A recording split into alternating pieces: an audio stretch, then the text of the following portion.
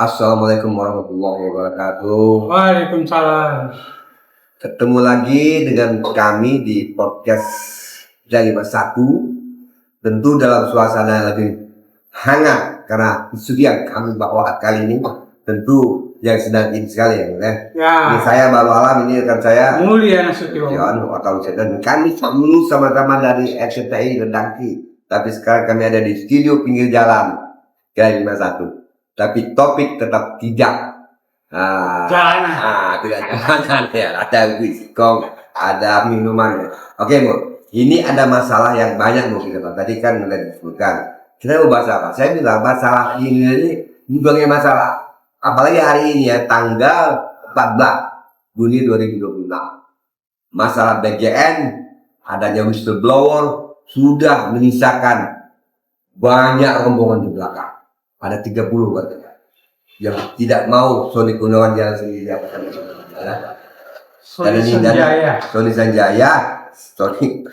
Sony Sanjaya, kemudian Dadan Dana dan satu lagi Frederick Kusum. Jadi kalau kita lihat 3 orang ditangkap, kemudian mau berkembang menjadi 30. Nah yang 30 ini saya nggak tahu lagi akan bawa ke apa lagi di belakang, karena dari sebelum ditangkap aja yang 30 ini di gedung BGN sendiri sudah ada sekelompok orang warga yang merasa sudah terinvestasi miliaran itu menggugat para dua ini. Nah ini kan masalahnya enggak kayak bola apa ya, kayak ini apa namanya juga kita di dalam laut itu ya, gunung es itu puncaknya belum ke bawahnya. Nah ini kalau melibatkan itu udah pernah kita bahas kemarin kan di dalam podcast kita, ada di dalamnya ini kelompok TNI, polisi, anggota dewan ya. Saya bilang saya punya teman sendiri yang saya dengan mata kepala lihat ada jaringan seperti ini. Kemudian belum lagi ada bupati yang sampai anggota dewan yang sampai punya berapa dapur, dan saya kan bahkan ditawarkan 1 dapur 1 miliar. Nah, ini kan pasti ada hitung-hitungan bisnis ya kan. Belum lagi soal motor listrik yang nggak punya pengalaman atau nggak punya dealer, tapi bisa dapat kontrak 1,4 bisnis. Ini kan betul-betul kayak negeri dongeng ya. Nah ini menurut Anda bagaimana memberikan alternatif itu supaya gak makin heboh? Kalau saya melihat pola yang dikembangkan oleh pihak Kejaksaan Agung ini masih panjang sebenarnya ya, karena Sony Sanjaya kan punya orang kepercayaan yang juga akhirnya dia menjadi operator di lapangan. Logikanya untuk proyek segede itu kan yang dia juga dia sendiri pasti ada lingkaran satu dia yang juga operasi, dan mungkin juga ada lingkaran dua, dan belum lagi kes-kes yang lain. Secara hukum memang ini persoalan yang sangat besar. Hanya saja kalau kita amati kan juga ada pertimbangan dari pihak pemerintah supaya program yang tetap jalan, pembangunan infrastrukturnya dibenahi. Itu kan yang secara taktis sedang dikembangkan oleh pemerintah. Walaupun ada desakan-desakan dari publik untuk supaya dihentikan sementara. Cuman kan perlu kajian yang lebih strategis. Hentikan toh BGN ya, NBG. Ada lagi muncul di medsos. Menghentikan NBG sama dengan menghilangkan sekian juta tenaga kerja yang sudah terlibat di dalamnya dan sebagainya. Hentikan nafsu. Jadi maksud saya itu diadulah kita dalam perang opini di media sosial ya. Padahal sebelum ada NBG aman-aman ada gitu ya. Dan jujur saya dari kecil tapi suya sampai tua gak ada tuh NBG-nya. Saya hanya melihat di Korea NBG itu bukan NBG namanya. Restoran di Korea, suatu perusahaan besar yang bertingkat SSDS-nya, saya makan itu memang diatur oleh negaranya, atau tidak corporate direction. Makan siang itu semuanya diatur. nilai gizinya berapa, harganya berapa. Jadi tiap orang harus mendapatkan berapa kalorinya, berapa proteinnya. Ada, udah tertata ya. Ini kan bukan hal yang baru. Jadi saya melihat program NDD ini memang by design ya. Kemuliaannya itu masih kita pertanyakan ya. Sebagai desain untuk memberikan ruang buat orang melakukan vaksin ya secara terorganisir ya. Ini kalau saya analisis ya. Kenapa? Kita lihat sekarang kami saya tidak tertarik dengan memfokuskan pada ini kita karena ini pas program. Tapi kita lihat kasus yang bersamaan ya, pada imigrasi. Nah, kecanggihan pejabat-pejabat kita di dalam merekayasa bentuk-bentuk korupsi itu ya. Mulai sekarang misalnya tercium juga kasus yang berkaitan dengan si apa artis kita ini Abi Ahmad dan mulai KPK ya lihat Nadiem Makarim kan hasil ke dalam negeri ini rame dengan urusan korupsi ya. Nggak ada lagi keahlian lain yang terjadi paling tidak dulu ya nih kan orang lagi Indonesia cuma ada nih komponen. Nah, saya melihat case daripada ini adalah sebuah kontrak ya betapa dari hasil pemuat berbahaya terhadap proses pelaksanaan impor apa ekspor video saja ya terbukti bagaimana markup harga ya lo invoicing ada invoicing itu membuat kerugian pendapatan negara bisa mencapai 200% ya artinya kalau mereka yang mengekspor itu bisa mendapat harusnya 1 triliun ya tapi mereka mencatatkan cuma 400 miliar 600 mereka masukkan ke kas mereka di negara lain. Nah itu berlaku selama 34 tahun akhirnya ada beberapa nama yang punya kekayaan sampai 140 triliun sekian dan sayangnya di nama-nama terakhir ada sekitar 12 itu masih berhubungan dengan pemegang kekuasaan. Nah ini kan juga bingung kita jadi korupsi sudah menjadi buta yang melingkari negeri kita. Jadi tadi kan sudah kita jelas, kita lihat ada masalah dengan korupsi yang bukan hanya ini ya, tapi nyambung nih kan pada saat yang sama nih. Nadi soal Tomo, kemudian Silmi Karing, Nuzul Hakim juga, kemudian datang lagi si Raffi Ahmad walaupun masih di Hotman Paris dewa-dewa yang siapa-siapa yang coba KPDS kan urusan kita mau orang Paris ya ini negeri kalau tentang lagi ya negara ini pinter sebenarnya tapi kalau kita bilang bodoh juga kan semuanya diem-diem aja kan tentunya kita terjadi kebiasaan kedoliman oleh pemerintah bukan cuma sekarang 34 tahun yang lalu sudah terjadi saya wartawan 38 tahun dari zaman Soeharto sampai sekarang saya ke istana mulai zamannya Pak Harto ada si siapa tuh Perdana Menteri Inggris ya sampai Bush Joe waktu Jokowi saya nggak ke istana lagi sama Jokowi saya nggak tahu ke istana jadi yang saya lihat praktek kejahatan keuangan atau korupsi kemudian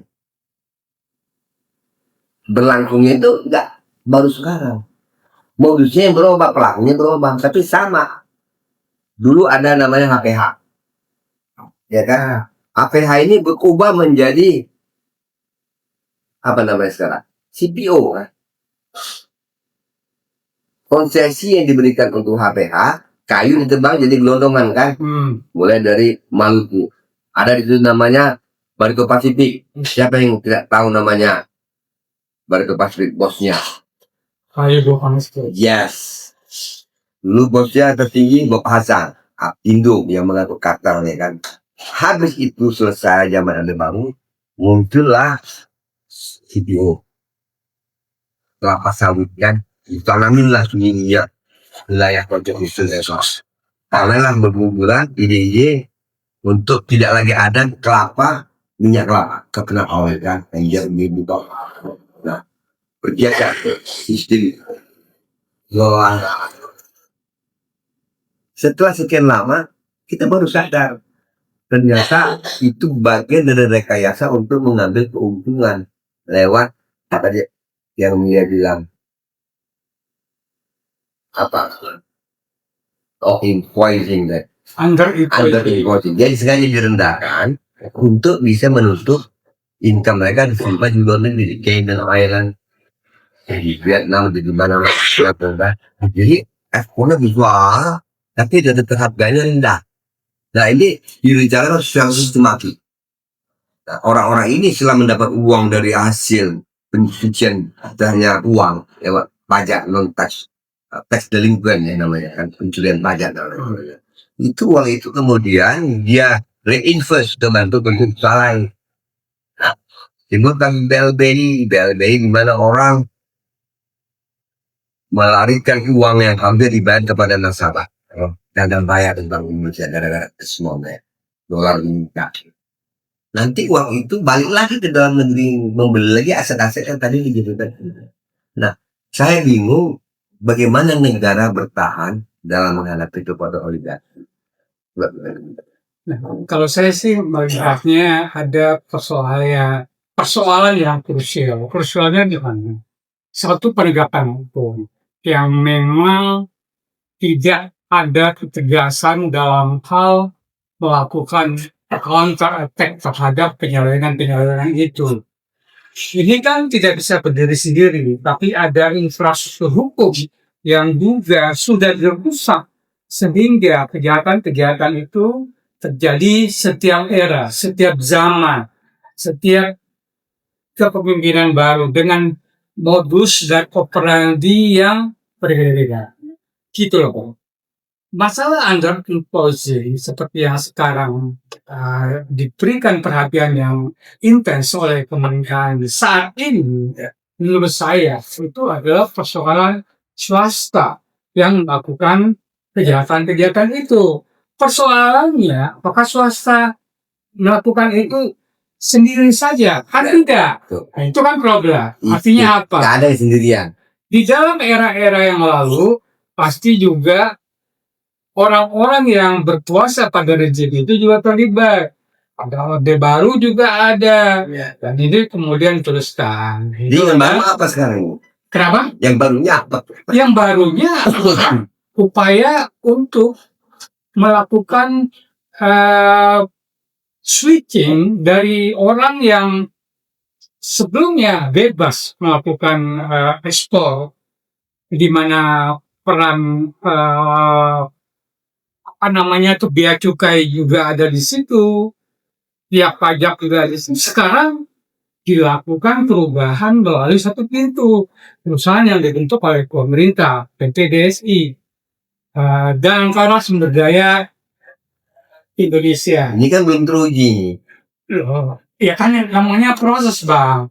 Dulu ada SGV, SGS ya, kita lihat ya waktu yang menggantikan badan surveyor ya. Ya itu kan satu bentuk frustrasi. Ya. Nggak ada lagi cara lain yang bisa dilakukan untuk kebenaran. Kan sebelumnya kalau kita cermati kan pilihannya ada saran-saran ke presiden, udah dibenahin aja bea cukainya diganti misalnya dengan lembaga lain seperti SDS dahulu. Ternyata kan setelah melalui kajian itu bukan pilihannya efektif. Akhirnya digunting. Dalam tanda pengertian adalah dibuat lembaga baru yang akan mengurusi ekspor. Tapi kan kemudian dalam perjalanan sama tidak ada penjelasan yang komprehensif, muncul isu-isu yang beragam. Ya, pertanyaan saya tentang sebenarnya di negeri ini persoalannya orangnya kah yang nggak sesuai, nggak cocok, nggak capable, atau sistemnya yang nggak benar. Karena kita hari ini kalau kita mau ada instrumennya ini, tapi orang yang menjalankannya nggak bisa, makanya kita ganti kan. Ini orangnya yang memang nggak bisa. Saya melihat begini. Aparatnya kayak tidak benar. Saya melihatnya begini, Bang. Kita kan selalu berada dalam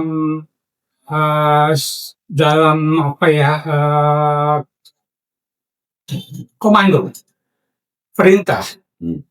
Ketika perintah dijalankan, itu tidak ada kajian yang lebih komprehensif untuk mematangkan persoalan-persoalan yang mungkin akan terjadi di tengah jalan. Tetapi seperti yang lalu juga pernah saya jelaskan, selalu siapa, Ya, laksanakan, ini bisa, Bapak paten, idenya bagus, kan selalu gitu. Karena kita terbiasa dengan Mentalitas. feudalisme. ya. Ya Nah, kan? kalau kita Menyenangkan tahu, orang kalau yang kita memberikan tahu, order. negara berapa puluh tahun merdeka loh. Kalau mentalitas kita masih mentalitas feudal, mentalitas kita masih mental ABS asal bapak senang. Kita mau nggak bisa Piala Dunia aja nggak bisa kita nih. Orang sekarang lagi nonton Piala Dunia. Saya bilang mana saya tadi. Kalau kalian mau jadi orang hebat, masuk tim Piala Dunia ya. Bayangin dari sekian miliar orang hanya berapa klub yang masuk dan itu orang terpilih. Ya kan, ditonton oleh miliar orang. Kita ada nggak? Kita ribut dengan korupsi di negeri. Sementara Piala Dunia orang dapat deh. Nah, yang anehnya Piala Dunia menghasilkan uang sampai 13 triliun. MDG dengan 15 hari bisa 15 triliun. jadi dari situ sisi kita ini cerdas ya dalam urusan kayak gitu. Tapi tidak bisa melahirkan kualitas manusia yang memang tadi itu kan. Bagaimana agar korupsi tidak berulang ya menjadi sebuah legenda masa lalu ya yang berkembang ya. Itu yang saya pertanyakan. Kalau soal federalisme kita itu kan mental kita carilah. Asalnya kan Danantara direkturnya orang Australia katanya supaya pola pikir. Iya. Nah ini ben bagus. Tapi dari tadi saya lihat di YouTube Danantara terlibat ekspansi investasi di pasar sekunder di saham kata. Diam-diam di saham pasar sekunder kata. Kalau dia sebagai dia negara dia tidak main di pasar sekunder, tentunya di pasar sekunder kan itu di saham yang memang liquid dan memang punya prospektif jangka panjang. Ini juga masih banyak. Iya, kita juga masih bertanya-tanya tentang ini. Bagaimana pengelolaan Danantara terhadap penyelenggaraan ekspor ke depannya terhadap tiga nilai yang sangat andal kan itu. Ya, 3 komoditi kan, Komoditi sawit, bara dan betul dan alloy ya. Nah ini kan betul-betul sangat menyangkut apa andal masa depan bangsa kita ya. Kalau kita masih mental feodal. Ya, makanya saya bilang kalau Kang Raudut pernah tes yang besar seperti MBG itu kan kita melihat satu proyek yang sangat luar biasa besarnya, tetapi dengan infrastruktur yang minim, kajiannya juga minim. Mestinya kan kajiannya dulu yang lebih dikedepankan. Alat-alat percontohannya secara gradual, prioritas yang harus ditonjolkan. Siapa nih yang perlu mendapat, gitu lah. Kalau ini kan kita melihat ada generalisasi karena ingin mendapatkan volume yang lebih gede gitu loh ya, pengen menyenangkan hati presiden yang memberikan perintah kan itu kan persoalan soal bener kan? Maksudnya Mereka menyerang Pak Prabowo mengambil duit banyak aja. iya, Aku nggak percaya sama dan itu dari awal bilang 9.000 ekor sapi ini. Itu orang bohong banget tuh. iya. Artinya dia dari karakternya saja saya tidak yakin ya. Sayangnya yang jadi masalah kita kenapa Pak Prabowo begitu ya, itu sepertinya terfilter daripada informasi kayak ada ringsah ide yang menghalangi ya yang bertindak yang pertanyaan saya itu memang menjadi catatan banyak pihak ya.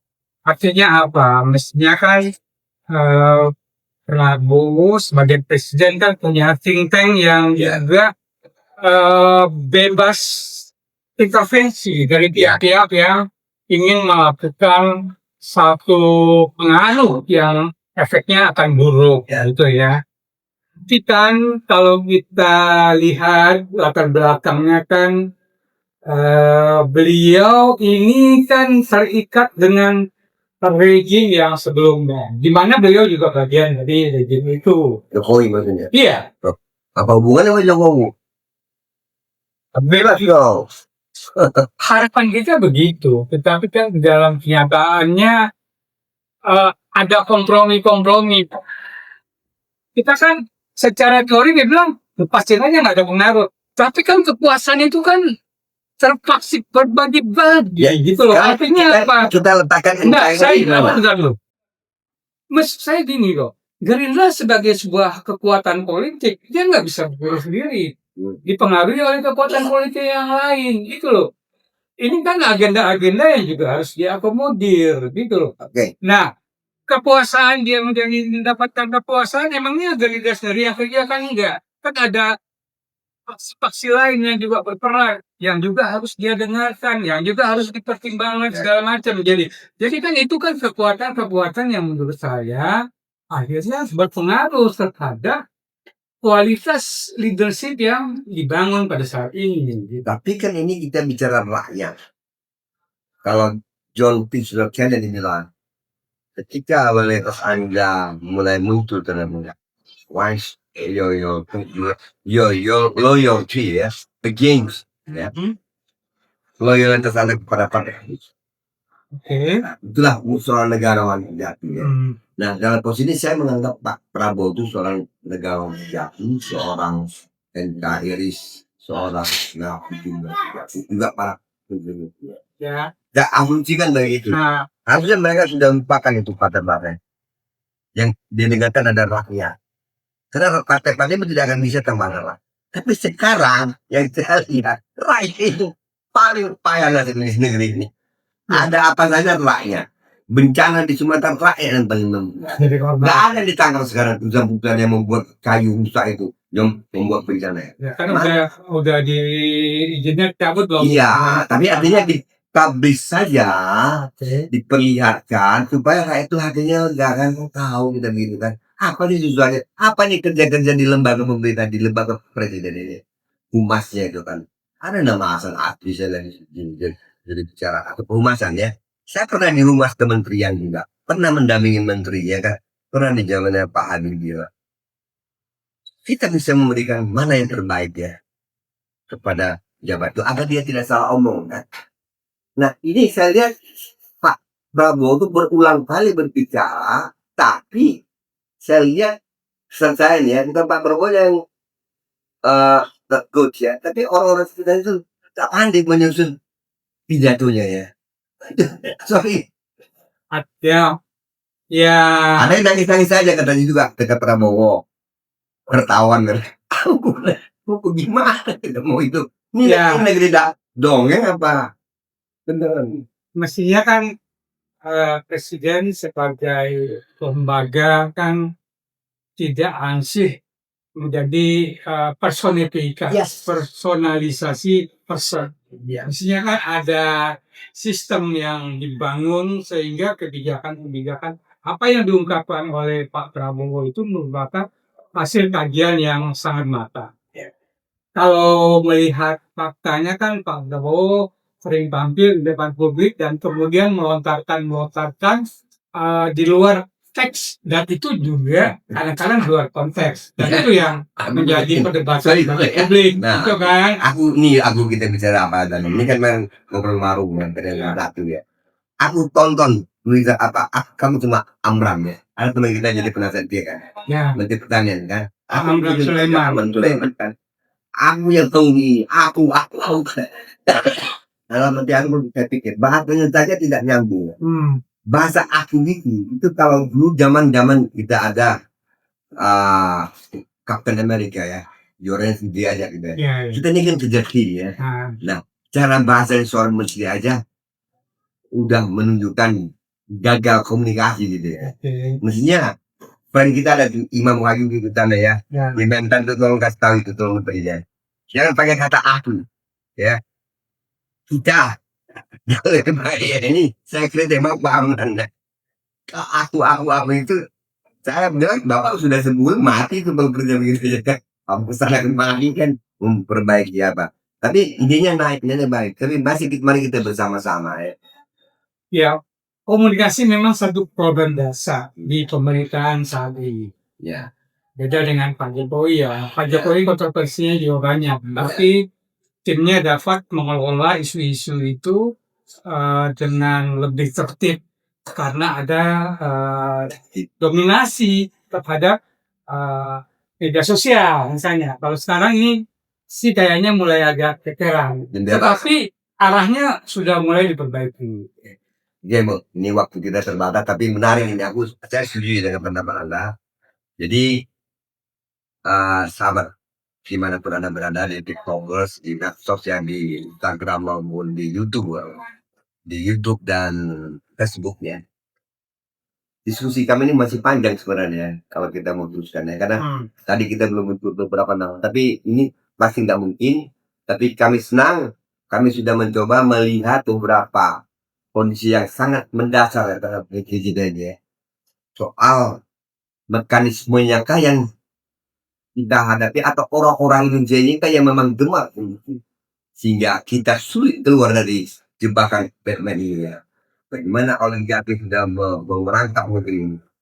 Oleh karena itu kami berharap dengan diskusi kami di dalam topik berikutnya kita akan bisa lebih fokus nanti ke hal-hal yang mengkerucut politik dari video podcast masa saya malam.